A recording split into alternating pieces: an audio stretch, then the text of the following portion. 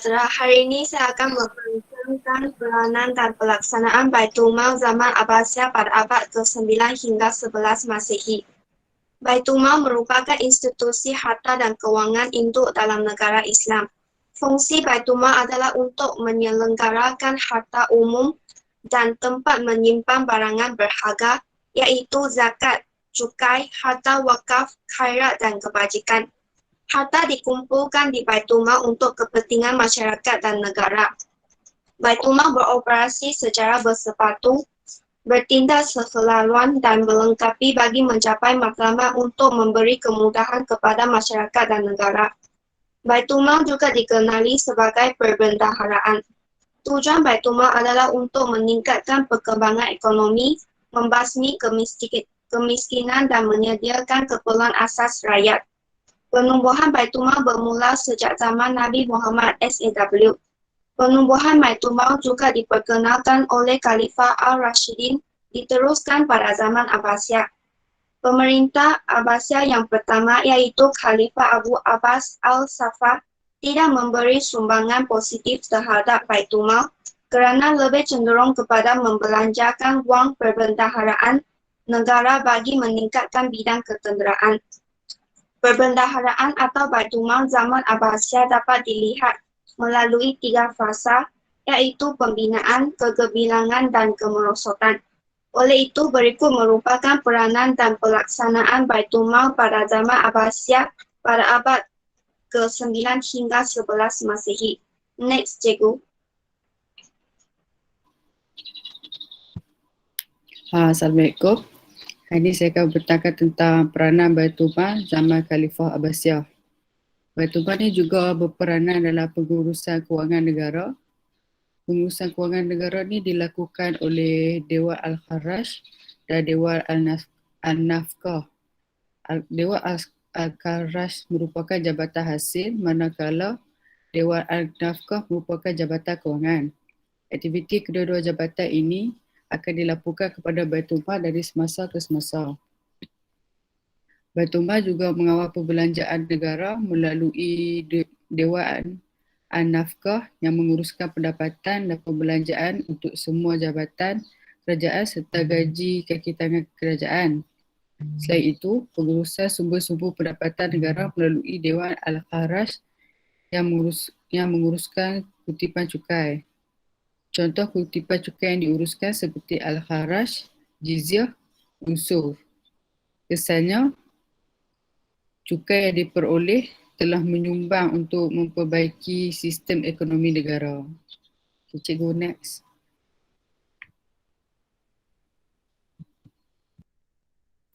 Okay, bismillahirrahmanirrahim. Assalamualaikum warahmatullahi wabarakatuh. Okay, saya akan menyambung tentang peranan dan pelaksanaan Baitul Mal pada zaman Bani Abbasiyah. Okay, seterusnya, peranan dan pelaksanaan Baitul Mal pada zaman Bani Abbasiyah pada abad ke-16 ialah sumber harta, pengurusan dan pemegang kunci Baitul Mal.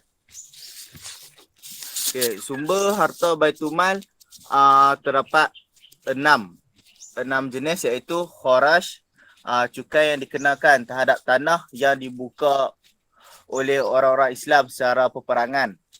Yang kedua adalah jizyah, cukai dikenakan terhadap orang bukan Islam.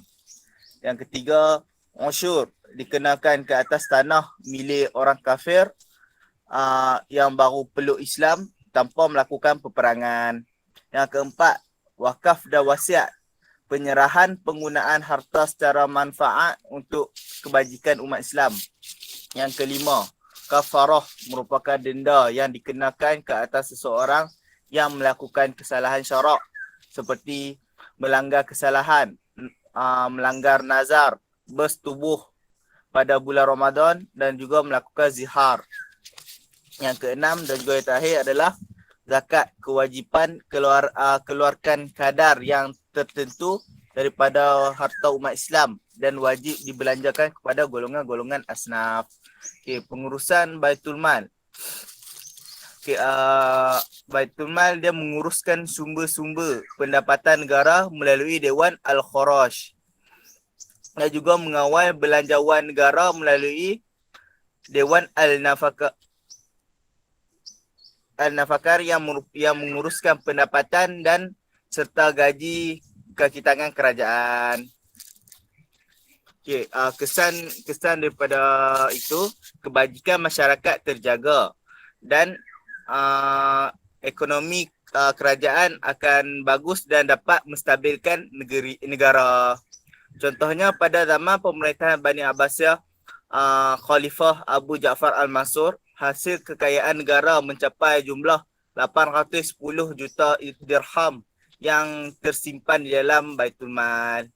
Jelaslah bahawa sumber harta Baitul Mal, pengurusan dan pemegang kunci Baitul Mal merupakan peranan dan pelaksanaan Baitul Mal pada zaman Bani Abbasiyah merupakan yang terbaik. Okay, next cikgu.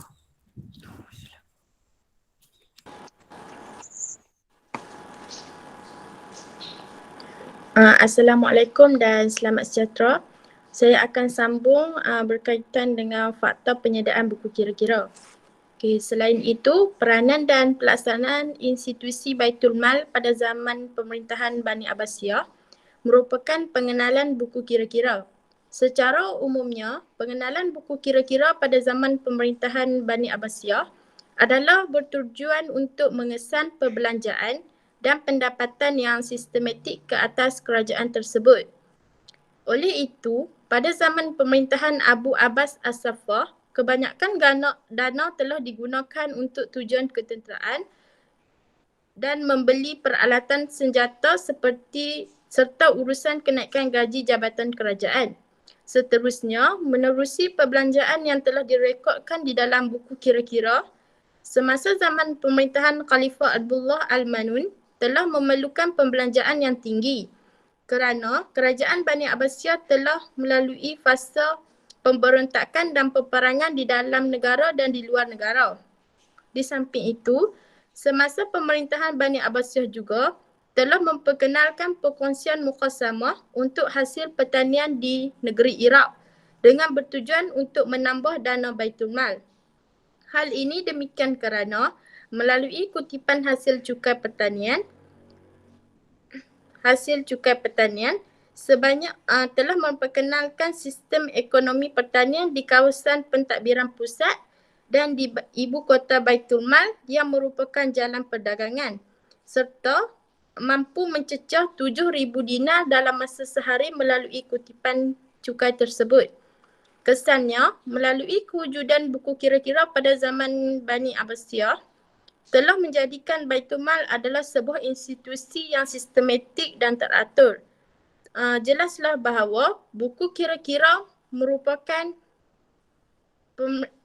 peranan dan pelaksanaan institusi Baitul Mal pada zaman pemerintahan Bani Abbasiyah. Itu saja daripada saya. Next, cikgu.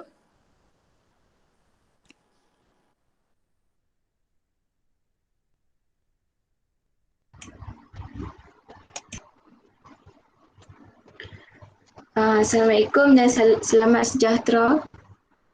Okay, hari ini saya akan menceritakan tentang perbelanjaan Baitul Mal. Di samping itu, peranan dan pelaksanaan Baitul Mal pada zaman Khalifah Abbasiyah ialah harta yang diperbelanjakan. Pada zaman Khalifah Abu Abbas Al-Saffah, beliau telah sumbangan yang diberikan terhadap Baitul Mal tidak ke arah positif.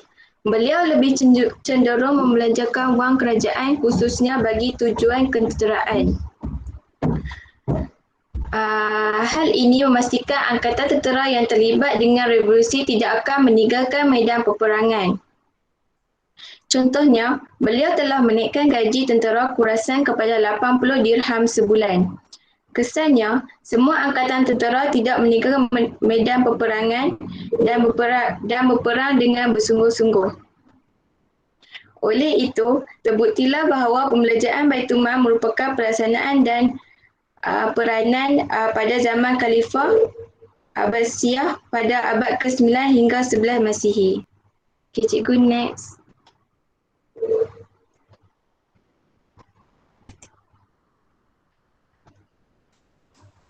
Selamat sejahtera, penutup Baitul Mal zaman Abbasiyah. Kesimpulannya, jelas sekali Baitul Mal memainkan peranan penting kepada perkembangan ekonomi negara pada zaman Abbasiyah. Lazimnya, peranan Baitul Mal pada zaman Kerajaan Abbasiyah bukan sekadar mengumpul sumber pendapatan negara dalam bentuk cukai maupun zakat. Sebaliknya, institusi ini memainkan peranan penting dalam menunaikan tanggungjawab dan membantu kerajaan dalam menyediakan pelbagai kemudahan atau prasarana serta menambahkan kemasyhuran kota Bahakat sebagai ketamadunan yang unggul menjelang abad ke-9 hingga 11. Sekian sahaja daripada kami kumpulan 2. Terima kasih.